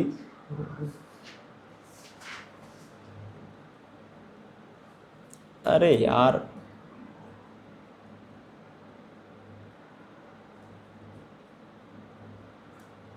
ठीक है, ये है आई, ये है आई का लेंस, है ना। अब नॉर्मल आई के लिए फोकस कहाँ होना चाहिए, रेटिना पर, ताकि आपको इमेज दिखाई दे, है ना। रेटिना पर इमेज रेटिना पर फोकस होगा तो लाइट रेज रेटिना पर गिरेंगी, और वहां पर लाइट सेंसिटिव सेल्स जो होती हैं वो इलेक्ट्रिक सिग्नल भेजेगी माइंड की तरफ, और आपको इमेज दिखाई देगी। यानी नॉर्मल आई के लिए फोकस यहां पर होना चाहिए, ओके, लेंस का। लेकिन नियर साइटेडनेस में क्या हो जाता है कि ये जो फोकस है ना, वो लेंस के नियर चला जाता है, यानी रेटिना के आगे, ठीक है। अब अगर मुझे इसको वापस से वहीं लाना है जहां पर नॉर्मली ये होता है, तो ये जो लाइट रेज आ रही है ना, अभी यहां पर आ रही है, तो मुझे इनको फैलाना पड़ेगा ना, तभी तो ये यहां जाएगी, है ना। मतलब कि जब मैं फैलाऊंगा तभी तो ये यहां पर जाएगी रेटिना पर वापस। फैलाने के लिए मुझे कौन सा लेंस चाहिए, कॉनकेव लेंस चाहिए। यानी इस व्यक्ति की बीमारी को मुझे ठीक करना है तो मुझे कॉनकेव लेंस चाहिए, और पावर ऑफ लेंस बराबर होता है 1 अपॉन फोकस। क्या होता है, 1 अपॉन फोकस होता है।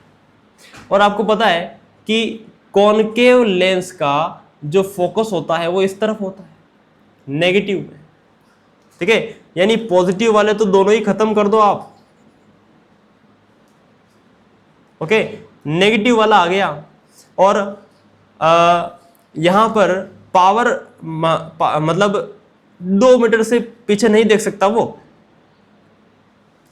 यानी उसका फोकस कितना है, 2 मीटर पर है, तो यहां पर 2 आ जाएगा, ओके, 2 मीटर, यानी 1/2 यानी 0.5, तो this is the answer, easy. अभी मैं थोड़ा सा ये घिसपिट बहुत कर दिया, इसको साफ कर देता हूं।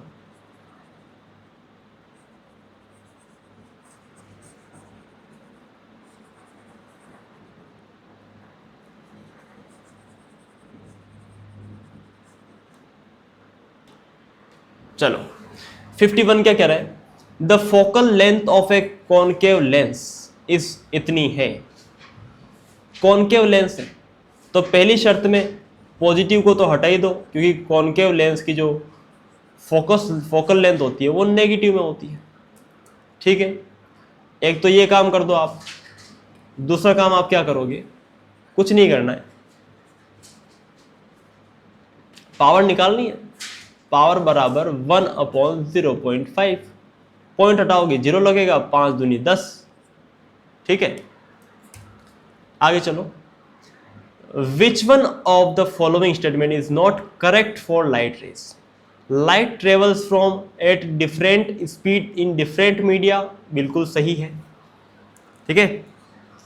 Light travels at almost 300 million metres पर सेकंड, मुझे नहीं पता। Light speeds down as it leaves a water surface and enters the air, जब ये वाटर से एयर में जाएगी तो स्पीड डाउन हो जाएगी क्या, नहीं बे, हाई डेंसिटी से लो डेंसिटी में जा रही है, डेंसर से रेयर मीडियम में जा रही है, तो स्पीड बढ़ेगी ना, पार्टिकल दूर दूर हो जाएंगे, खूब जगह, आराम से भागो, okay. Light speeds up as it leaves a glass surface and enters the air, बिल्कुल सही है। ठीक है, डेंसर से रेयर में जाएगी, रेयर में तो स्पीड बढ़ जाएगी और वो नॉर्मल से दूर मुड़ जाएगी। सब अच्छे से आपको सिखा रखा है। तो कौन सा गलत है भैया? ये गलत है, सी वाला। आगे चलते हैं। सीता 1.5 मीटर की है, वो प्लेन मिरर के सामने खड़ी है ना, जो कि ये प्लेन मिरर जो कि है वो वॉल पे लगा हुआ है। उसको उसका खुद का फुल इमेज देखना है भैया, बात ही खत्म। What should be the minimum height of the plane mirror? मैंने बताया था अगर आपकी हाइट h है, आपको अपना पूरा प्रतिबिंब देखना है तो मिरर की हाइट आपकी आधी होनी चाहिए। सीता की हाइट है 1.5 मीटर, तो 1.5 का आधा कितना हो गया? 0.75 मीटर। ठीक है। 51 देखो, the streaming of light beams coming from the sun through trees is said to have suggested that light travels in straight line, the particles of on the path of light beams are visible. तो वो हमें क्यों दिखते हैं? Scattering of light, और इसे Tyndall effect कहते हैं। क्योंकि ये आई वाली क्लास में मैंने अच्छे से पढ़ा रखा है ना, क्वेश्चंस मैंने गलती से इधर डाल दिए, कोई दिक्कत नहीं है। तो ये इतना तो आपको वैसे ही पता है। ठीक है। तो स्कैटरिंग होती है लाइट की। ठीक है, और रिफ्लेक्शन की तो बात ही नहीं होती। ओके, और रिफ्लेक्ट तो हो ही नहीं रही, वैसे भी आप इसको लगा सकते थे। तो ये हो गया आपका रिफ्लेक्शन, रिफ्रैक्शन, सारी चीज़ें, और A to Z शुरू से लेके अंत तक, है ना, बेसिक टू एडवांस सारी चीज़ें आपको सिखा दी है। और आपके इसमें से क्वेश्चंस बनते हैं बहुत सारे, तो कभी आप गलत नहीं होंगे। और बाकी जो भी क्लासेस हैं वो आप जाके देख सकते हो, सारी क्लासेस मैंने अपलोड मतलब डाल दी है। ठीक है, यूट्यूब पर अपलोड कर दिए, जाके देख सकते हो। ठीक है, 1.5x पे देखना, 1.5x पे। ठीक है, तो रिवीजन भी हो जाएगा तुम्हारा और प्रैक्टिस भी हो जाएगी। लेकिन जब मैं प्रश्न सोल्व करता हूँ ना, क्वेश्चन सोल्व करता हूँ, उस वक्त स्पीड स्लो कर लेना ताकि समझ में आए।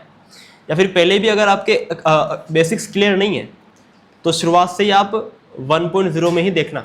ठीक है, तभी सीख पाओगे, चीज़ें रिटेन कर पाओगे। Thank you so much, thank you so much.